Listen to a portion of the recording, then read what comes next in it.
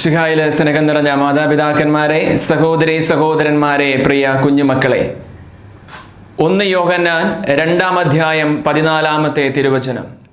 കുഞ്ഞുങ്ങളെ, യുവാക്കന്മാരെ, നിങ്ങൾ ശക്തന്മാരാണ്. എന്തുകൊണ്ടെന്നാൽ നിങ്ങളുടെ ഉള്ളിൽ ദൈവത്തിൻ്റെ വചനം വസിക്കുന്നു. നിങ്ങൾ ദുഷ്ടനെ ജയിച്ചിരിക്കുന്നു. നിങ്ങൾ ശക്തന്മാരാണ്. ദൈവത്തിൻ്റെ വചനം നിങ്ങളിൽ വസിക്കുന്നു. നിങ്ങൾ ദുഷ്ടനെ ജയിച്ചിരിക്കുന്നു. നിങ്ങൾക്ക് സമ്പത്തുള്ളത് കൊണ്ട് നിങ്ങൾ ശക്തന്മാരാണ് എന്നല്ല. നിങ്ങൾക്ക് ആരോഗ്യമുള്ളത് കൊണ്ട് നിങ്ങൾ ശക്തന്മാരാണ് എന്നല്ല. മറിച്ച് നിങ്ങളുടെ ഉള്ളിൽ ദൈവത്തിൻ്റെ വചനം വസിക്കുന്നു എന്നുള്ളതിനാൽ നിങ്ങൾ ശക്തന്മാരാണ്. നമ്മൾ ഈ പറയുന്ന നമ്മുടെ ഈ ആരോഗ്യം രോഗം വരുന്ന സമയം വരമേ ഉള്ളൂ. ആരോഗ്യം കൊണ്ട് ബോക്സിംഗ് റിങ്ങുകളെ ഹരം കൊള്ളിച്ച് മുഹമ്മദ് അലി ഇന്നൊരു ചെറിയ ഗ്ലാസ് പോലും പിടിക്കാനാവാതെ വിറങ്ങലിച്ച് കിടപ്പിലാണ്. നമ്മൾ ഈ പറയുന്ന ആരോഗ്യം ഒരു രോഗം വരുന്ന സമയത്തേക്കേ ഉള്ളൂ. നമ്മൾ ഈ പറയുന്ന നമ്മുടെ ബുദ്ധിയും ഓർമ്മശക്തിയും ഒക്കെ ക്ഷണികമാണ്. ഏത് സമയത്തും മറവി നമ്മളെ പിടികൂടാം. നമ്മൾ ഈ പറയുന്ന നമ്മുടെ ഈ സൗന്ദര്യം അത് തീർത്തും ക്ഷണികമാണ്. ഒരു കാലത്ത് ലോകത്തെ ഭ്രമിപ്പിച്ച എല്ലാവരും പിന്നീട് തങ്ങളുടെ മരണത്തിൻ്റെ 4-ാം ദിവസം അതിങ്ങനെ പുഴുവരിക്കും. നമ്മൾ ഓർക്കേണ്ട ഒരു വസ്തുത, അത്യാവശ്യത്തിന് മാറിയുടുക്കുവാൻ ഒരു വസ്ത്രമില്ലാതെ ചോർന്നൊലിക്കുന്ന കൂരയ്ക്കുള്ളിൽ കിടന്ന, അത്യാവശ്യത്തിന് കയറിക്കിടക്കുവാൻ ഒരു പാർപ്പിടമില്ലാതെ, തങ്ങൾ ജീവിച്ച ചുറ്റുപാടുകളിൽ ലോകത്തിൻ്റെ ദൃഷ്ടിയിൽ വലിയ ചലനമൊന്നും ഉണ്ടാക്കാതെ ജീവിച്ച 103 പേരുടെ ശരീരങ്ങൾ കത്തോലിക്ക തിരുസഭയിൽ ഇങ്ങനെ അഴുകാതെ ഇരിപ്പുണ്ട് അവരുടെ ശരീരങ്ങൾ. അതിൻ്റെ കാരണം അവരുടെ ഉള്ളിൽ ദൈവത്തിൻ്റെ വചനം വസിക്കുന്നത് കൊണ്ടാണ്. അവരുടെ ഉള്ളിൽ ദൈവത്തിൻ്റെ സാന്നിധ്യമുള്ളത് കൊണ്ടാണ്. അവരത്രമാത്രം ഈശോയോട് അടുപ്പം പുലർത്തുന്നു എന്നുള്ളത് കൊണ്ടാണ്.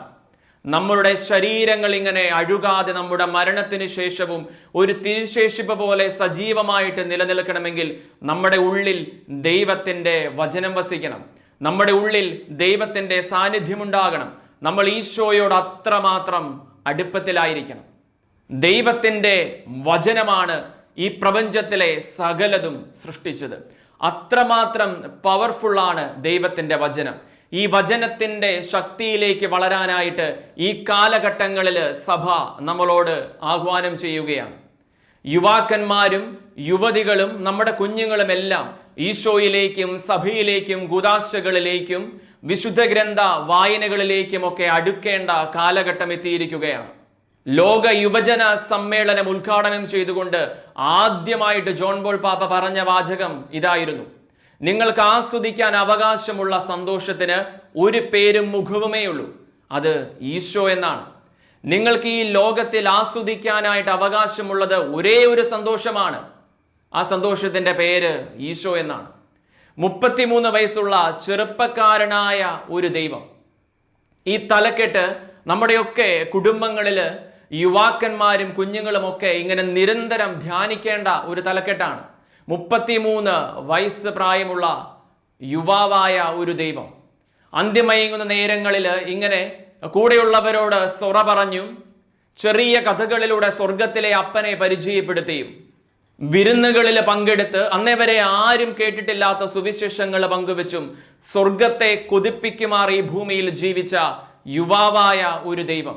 ഇപ്രകാരമുള്ള ഈശോയിലേക്ക് അടുക്കാനായിട്ട് ഈ കാലഘട്ടങ്ങളിലെ യുവാക്കന്മാർക്കും കുഞ്ഞുങ്ങൾക്കും സാധിക്കണം. നമ്മുടെ തുടർന്ന് വരുന്ന എപ്പിസോഡുകളിലെല്ലാം ഈശോയിലേക്കും സഭയിലേക്കും കൂദാശകളിലേക്കും വിശുദ്ധ ഗ്രന്ഥത്തിലേക്കും ഈശോയുടെ സാന്നിധ്യത്തിലേക്കും സാമീപ്യത്തിലേക്കും ഒക്കെ വളരാൻ ഉതകുന്ന നിർദ്ദേശങ്ങൾ അടങ്ങുന്നു.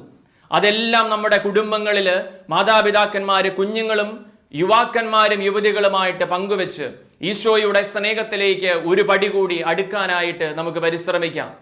ഒരിക്കൽ കൂടി ആദ്യം പറഞ്ഞ വചനം പറഞ്ഞ് അവസാനിപ്പിക്കുകയാണ്: കുഞ്ഞുങ്ങളെ, യുവാക്കന്മാരെ, നിങ്ങൾ ശക്തന്മാരാണ്. എന്തുകൊണ്ടെന്നാൽ ദൈവത്തിൻ്റെ വചനം നിങ്ങളിൽ വസിക്കുന്നു. നിങ്ങൾ ദുഷ്ടനെ ജയിച്ചിരിക്കുന്നു. മിശിഹ നമ്മെ സമൃദ്ധമായി അനുഗ്രഹിക്കട്ടെ.